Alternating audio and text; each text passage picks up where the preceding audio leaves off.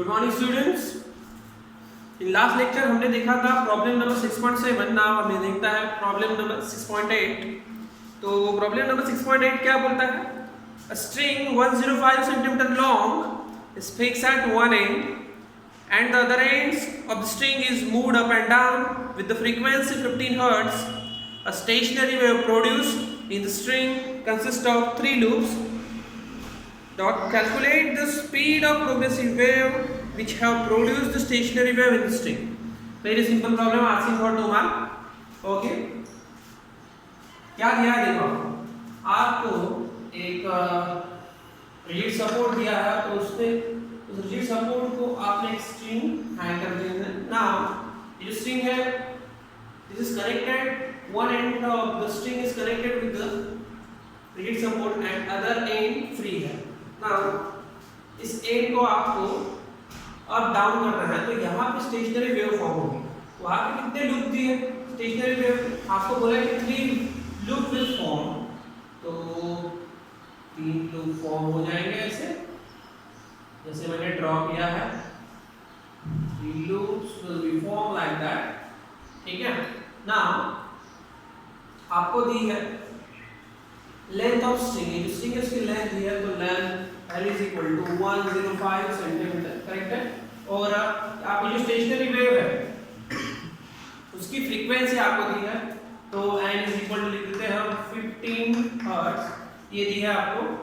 And number of loop दिए हैं, तो number of loops is equal to 3।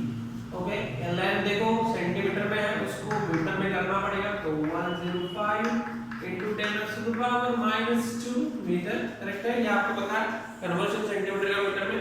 Now what is your task?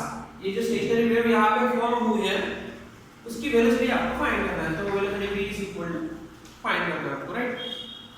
Okay, तो आपको velocity of string vibration में आपको पता है वेलोसिटी का क्या है formula, v is equal to √t/m, where t is a tension and m is linear density। तो यहाँ पे ना टेंशन दिया है ना लीनियर डेंसिटी है, तो कौन सा फार्मूला यूज करेंगे? तो हमारे पास फार्मूला है, ओके, वी हैव फार्मूला, कौन सा? v is equal to n lambda.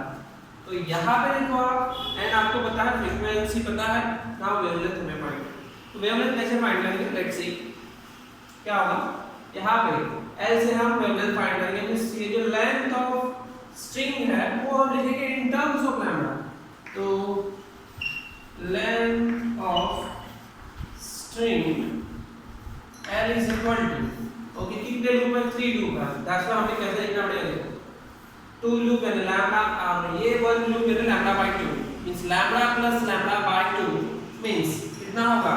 3 lambda by 2। ये ऑलरेडी हमने ऐसे किया है, ठीक है। नाउ देयरफॉर यहां से आपको लैम्डा फाइंड करना है, तो लैम्डा इज इक्वल टू कितना होगा? ओके, 2L by 3, करेक्ट है। नाउ L की वैल्यू पुट कर दो, what you get? Lambda is equal to 2 into L की वैल्यू है 105 into 10 to the power -2 divided by 3। Right है, 3 से डिवाइड कर लो आप, तो कितना मिलेगा? 3 3 9 and 35, करेक्ट है। 35 into 2 किया तो कितना है? 70 into 10 to the power -2। So this is the wavelength, lambda is equal to 70 into 10 to the power -2 meter, correct है। नाउ आपको वेलोसिटी फाइंड करना है, so we have formula v is equal to n lambda, correct है। Okay, तो v is equal to n lambda, n की value है आपको पता है कितना है? 15 हर्ट्ज, एंड लैम्डा की वैल्यू देखो कितनी आएगी? 70 into 10 to the power -2, 70 into 10 to the power -2। Okay, तो आपको क्या करना है? ये 15 से 70 को मल्टीप्लाई करना है, राइट। और उसके बाद क्या करोगे आप? ये 10 टू पावर -2 से भी आप मल्टीप्लाई कर दोगे and you will get answer. Okay, और वो आपका आंसर मुझे मैसेज या कमेंट में करना है, ठीक है। मैं आंसर निकाल के देने वाला हूँ, राइट। ओके, नाउ अभी हमको नेक्स्ट प्रॉब्लम लेना है।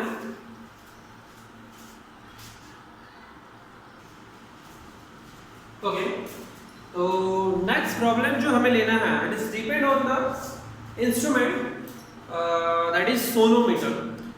ये इंस्ट्रूमेंट आपके 12 के प्रैक्टिकल में भी रहेगा, राइट। आपको सोनोमीटर का प्रैक्टिकल रहेगा, 2 प्रैक्टिकल रहेंगे आई थिंक। ओके, तो सोनोमीटर यानी क्या होता है? ओके, तो यहाँ पे देखो, दिस इज सोनोमीटर डिवाइस।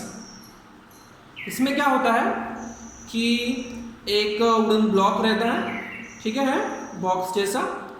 इसको 2 होल है फॉर द एयर वाइब्रेशन, और यहाँ पे देखो 2 ब्रिजेस हैं, शार्प ब्रिजेस, एंड यहाँ पे एक स्ट्रिंग हैंग की है, वो पुले से होकर हैंगर को लटकती है, राइट। और हैंगर पे हमें लोड सस्पेंड करना है, सो दैट ये जो स्ट्रिंग है इसमें टेंशन आ जाएगा ना। उसके बाद हमें क्या करना है, ये जो ट्यूनिंग फॉर्क है हमारी, ट्यूनिंग फॉर्क को वाइब्रेट करना है, और इसका जो बेस है, इसका जो ये बेस है, इस बेस को वर्टिकली यानी वाइब्रेट होते हुए वर्टिकली इस सोनोमीटर के ऊपर पुट करना है, नॉट ऑन द स्ट्रिंग। इस सोनोमीटर का जो अपर पोर्शन है उसके ऊपर हमें क्या करना है, होल्ड करना है टिका के, टच करके, सो दैट ये जो टेबल है या फिर ये जो सोनोमीटर है वो वाइब्रेट करने लगेगा, उसकी वजह से ये स्ट्रिंग भी वाइब्रेट होगी। यानी ये जो कंसेप्ट है, it is depend on string vibration. Okay, तो इसके ऊपर जो भी प्रॉब्लम्स रहेंगे, it is on the string vibration. And अगर और ये सोनोमीटर डिवाइस स्ट्रिंग वाइब्रेशन इसमें होता है, तो स्ट्रिंग वाइब्रेशन के जो भी लॉज है, हमने 3 लॉ पढ़े हैं, law of length, law of tension and law of linear density. तो ये तीनों भी लॉ इस सोनोमीटर में फॉलो होंगे। तो आप नेट पे चेक कर सकते हो सोनोमीटर कैसा डिवाइस रहता है ना। उसमें जो शार्प एजेस रहते हैं उसको बोलते हैं ब्रिजेस, उसके ऊपर स्ट्रिंग रहती है, और string will connect with the pulley, और पुले के बाद वो स्ट्रिंग सीधा सीधा लोड से कनेक्ट होती है।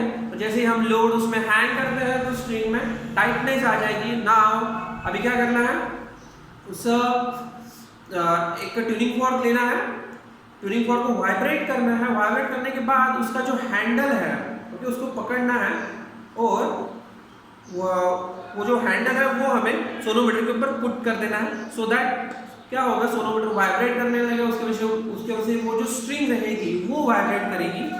ओके, ना जो वाइब्रेट करेगी उससे हमें क्या पता चलता है कि जो unknown frequency of tuning fork है वो हमें फाइंड करना है। Okay, this is our practical purpose, और उस प्रैक्टिकल में हम ये करने वाले हैं, राइट। तो सोनोमीटर पर जो भी प्रॉब्लम्स है वो हम लेंगे अभी। Okay, right. तो जो हमारा नेक्स्ट प्रॉब्लम है, it is on string vibration. Actually अगर सोनोमीटर का प्रॉब्लम आता है तो आपको याद रखना है कि it is basis on string vibration. तो 6.8 हमने लिया था ना, अभी 6.9 हम प्रॉब्लम लेंगे, which is based on the sonometer. तो क्या दिया है, sonometer wire of length 50 centimetre stretched by keeping weights equivalent of 3.5 kg. The fundamental frequency of vibration is 125 Hz. Okay, तो आपको सोनोमीटर वायर की लेंथ दी है, ठीक है। जो सोनोमीटर उसमें जो वायर रहता है, जो स्ट्रिंग मैंने बोला था, उसकी लेंथ दी है आपको, वो दी है आपको 15 सेंटीमीटर। मीन्स प्रॉब्लम हमारा जो है वो है 6.9 प्रॉब्लम है। ओके, और इसमें गिवन दिया है लेंथ ऑफ स्ट्रिंग या फिर लेंथ ऑफ वायर, वो दी है हमें 50 सेंटीमीटर, करेक्ट है ना। उसमें जो लोड हैंग किया है, मैंने आपको बोला लोड हैंग करना, लोड हैंग किया है वो दी है 3.5 kg। अभी याद में रखना, ये जो लोड है उसकी वजह से टेंशन आ जाता है। This load is nothing but tension in the string. तो वो आपको दिया है T इज इक्वल टू, और वो दी है आपको 3.5 kg, 3.5 kg, करेक्ट है। And fundamental frequency of vibration आपको दी है, fundamental frequency of vibration, and वो कितनी है 125 हर्ट्ज। ओके एसआई में है, ये सीजीएस में है, ये भी एक्चुअली एसआई में है, बट टेंशन हमें हमेशा tension is like a force और वो हमें न्यूटन में लेना है। तो कैसे लेंगे देखो, सबसे पहले लेंथ ऑफ स्ट्रिंग सेंटीमीटर में दी है, उसको मीटर में करो, यानी कितना होगा 50 × 10⁻⁻² मीटर, मींस 50 डिवाइडेड बाय 100 करना पड़ेगा, एक्चुअली वो 1/2 आ जाएगा। ओके इसके बाद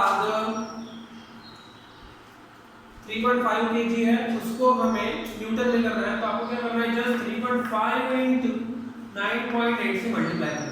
एक्चुअली जो kg है उसको 9.8 एक्सेलरेशन ड्यू टू ग्रेविटी से मल्टीप्लाई अगर हमने किया तो वो न्यूटन में चला जाएगा, तो this will be in newton है। ओके तो लेंथ ऑफ स्ट्रिंग दिया है, टेंशन दिया है, आपको दी है फ्रीक्वेंसी। ओके ना इसको आप 50 डिवाइडेड बाय 100 मींस आप इसको 1/2 लिख सकते हो, करेक्ट है। ओके ना और आपको क्या फाइंड करना है, you have to find the linear density of the wire. Linear density आपको फाइंड करना है। लीनियर डेंसिटी मींस जो हमारा टास्क रहेगा, linear density means small m हमको फाइंड करना है, करेक्ट है। लीनियर डेंसिटी फाइंड करना, तो याद रखना आपको फंडामेंटल फ्रीक्वेंसी दी है, फंडामेंटल फ्रीक्वेंसी से हम लीनियर डेंसिटी फाइंड कर सकते हैं। ओके तो क्या रहेगा, we have fundamental frequency, fundamental frequency याद रखना आपको। सोनोमीटर का प्रॉब्लम है तो स्ट्रिंग वाइब्रेशन कंसीडर करना है, क्योंकि उसमें स्ट्रिंग रहता है। तो n इज इक्वल टू क्या है फॉर्मूला फंडामेंटल फ्रीक्वेंसी का 1/2 T/m, करेक्ट है। आपके पास n की वैल्यू है, l की वैल्यू है, t की भी वैल्यू है, आपको m फाइंड करना है। तो आपको क्या करना है, पूरा का पूरा इक्वेशन आप m पे कर लो। तो सबसे पहले आपको क्या करना पड़ेगा, ये रूट कैंसिल करना पड़ेगा, उसके लिए आपको स्क्वायरिंग करना है। सबसे पहले स्क्वायरिंग करो, तो what you get, n² is equal to 1/4l² T/m, correct है। तो आप m आपको फाइंड करना है, इधर लेके जाओ, n² इधर लेके आना है, तो क्या होगा, m is equal to 1/4l² into T/n², right. Now जो भी वैल्यू है आपके पास वैल्यू पुट करो, you will get m।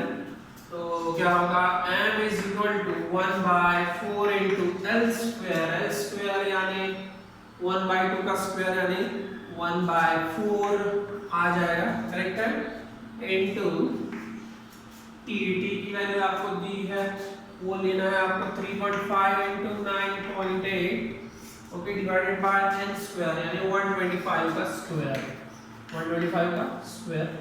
Okay इस स्टेप्स में आपको करना है 4 कैंसिल, यानी ये पूरी टर्म कैंसिल हो जाएगी, तो आपको इसका ही मल्टीप्लिकेशन करना है। तो m इज इक्वल टू कितना होगा, 3.5 × 9.8 डिवाइडेड बाय 125 का स्क्वायर करना है, तो 125 × 125 भी आप लिख सकते हो।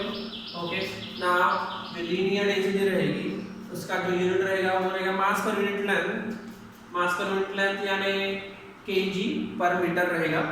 तो आपको क्या करना है, ये सॉल्व करना है एंड इसका जो भी आंसर आएगा वो आप मुझे मैसेज करो या फिर कमेंट करो, ठीक है। तो ये मैं आपके ऊपर छोड़ता हूँ कि आपको सॉल्व करना इजी है, आपको मल्टीप्लिकेशन आना चाहिए, करेक्ट है।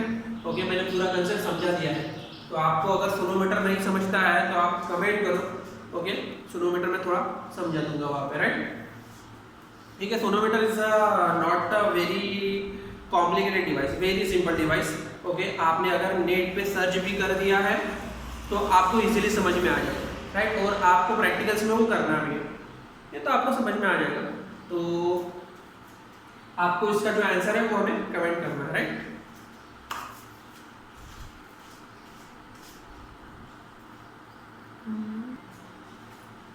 ओके नाउ हमें नेक्स्ट प्रॉब्लम लेना है, दैट इज 6.10 नंबर का प्रॉब्लम हमें लेना है। तो 6.10 नंबर का प्रॉब्लम जो रहेगा उसमें क्या दिया है, देखो, two wires of same material and have same cross section are stretched on a sonometer in a situation that length of one wire is 60 centimeter and that of other is 30 centimeter, and unknown load is applied to the first wire and second wire is loaded with 1.5 kg if both the wire vibrate with the same fundamental frequencies, calculate the unknown load. Okay, तो एक sonometer है, उस पे दो wire, अभी दो wire है वहां पे, पहला जो प्रॉब्लम था उसमें एक ही वायर था ना, अभी दो वायर उसके ऊपर स्ट्रेच किए हैं, तो दोनों वायर का जो मटेरियल है वो सेम है, मटेरियल सेम है, it refers to linear density, means दोनों वायर की लीनियर डेंसिटी सेम है, तो दोनों वायर की लीनियर डेंसिटी सेम है, मींस फर्स्ट वायर की लीनियर डेंसिटी हम m1 से शो कर देते हैं इज इक्वल टू दूसरे वायर की linear density that is m2, इन दोनों को भी हम एक ही लेटर से शो कर देते हैं दैट इज स्मॉलर, क्योंकि दोनों वायर का मटेरियल सेम है, मींस लीनियर डेंसिटी सेम है, राइट।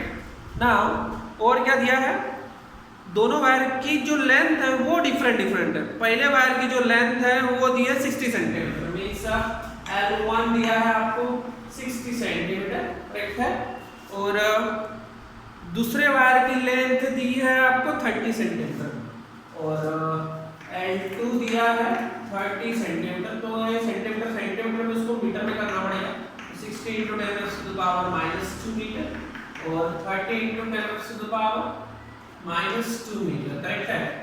ओके, नाउ आपको क्या दिया है कि पहला जो वायर है, ओके, उस unknown load is supplied to the first wire, पहले वायर के ऊपर जो लोड है वो अननोन है, और दूसरे वायर के ऊपर जो लोड है वो 1.5 kg है, ओके, तो पहले वायर का जो लोड रहेगा वो हम शो कर देंगे T1 से, ओके, ये अननोन है, ये एक्चुअली हमें पता नहीं है, वो हमें फाइंड करना है, और दूसरे वायर के ऊपर जो लोड है वो है 1.5 kg,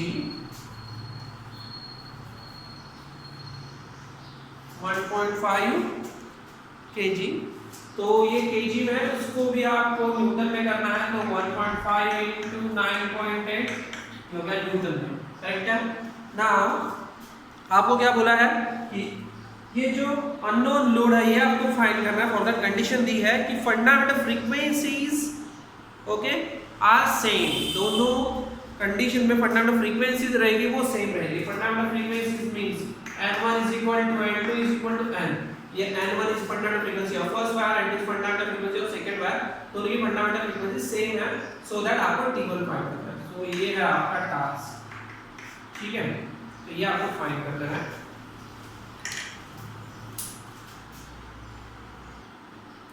ओके, तो कैसे फाइंड करेंगे, देखो आपको क्या करना है, T1 फाइंड करना है, तो सबसे पहले क्या करेंगे, हम दोनों वायर के लिए फंडामेंटल फ्रीक्वेंसी का फार्मूला लिखेंगे, आपको पता है स्ट्रिंग वाइब्रेशन है, तो fundamental frequencies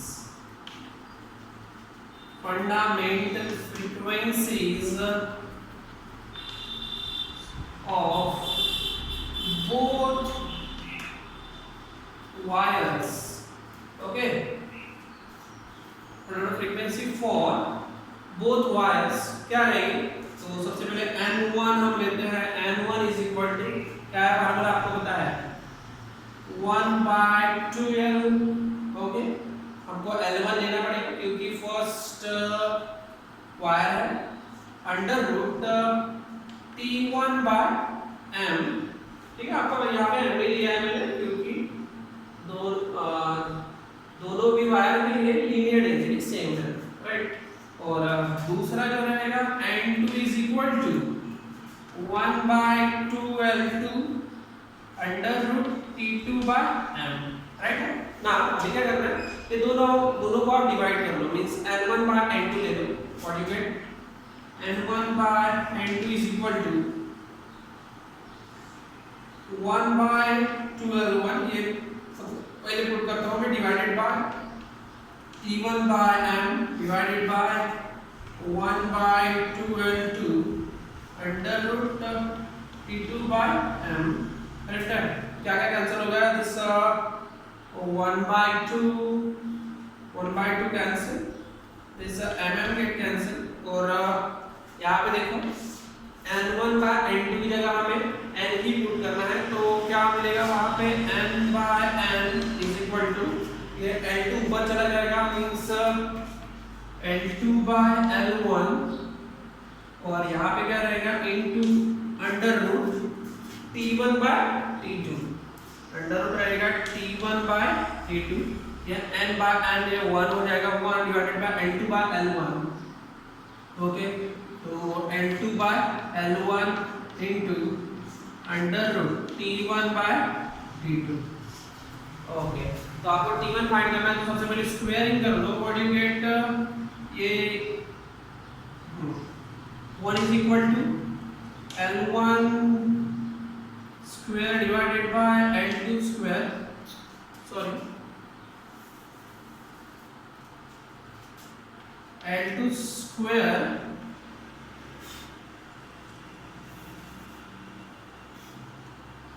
okay, L2 square divided by L1 square into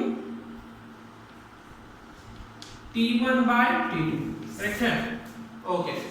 now आपको क्या फाइंड करना है, T1 फाइंड करना है। तो T1 इज इक्वल टू क्या हो जाएगा, ये पूरा इधर चला जाएगा, means L1 square divided by L2 square into, okay, into आ जाएगा T2। तो this is the formula for T1। Now L1 and L2 की वैल्यू पुट कर दो, तो क्या होगा, देखो L1 की वैल्यू है 60 into 10 raised to the power -2 divided by L2 की वैल्यू जो है वो है 30 into 10 raised to the power -2 और उसका होल स्क्वायर हम लेते हैं। और T2 की वैल्यू देखो क्या है, T2 की वैल्यू है 1.5 into 9.8, करेक्ट है, ठीक है। So this raised to power -2 raised to power -2 get cancel, 0 0 get cancel, 3 2 जा 6 उसका स्क्वायर यानी 4 आ जाएगा, 4 into 1.5 into 9.8, okay. Very simple, ये आपको प्रॉब्लम सॉल्व करना है और आपको बताना है टेंशन की वैल्यू, ओके। वो सबसे पहले न्यूटन में आएगी, ठीक है। बट यहाँ पे जो टेंशन दिया वो केजी में दिया, तो आप केजी में भी कर सकते हैं। तो जस्ट आपको क्या करना है, ये न्यूटन में आ जाएगा, आपको जस्ट क्या करना है 4 into 1.5 into 9.8, इसको जस्ट 9.8 से डिवाइड कर दो तो आपको केजी में मिल जाएगा, करेक्ट है।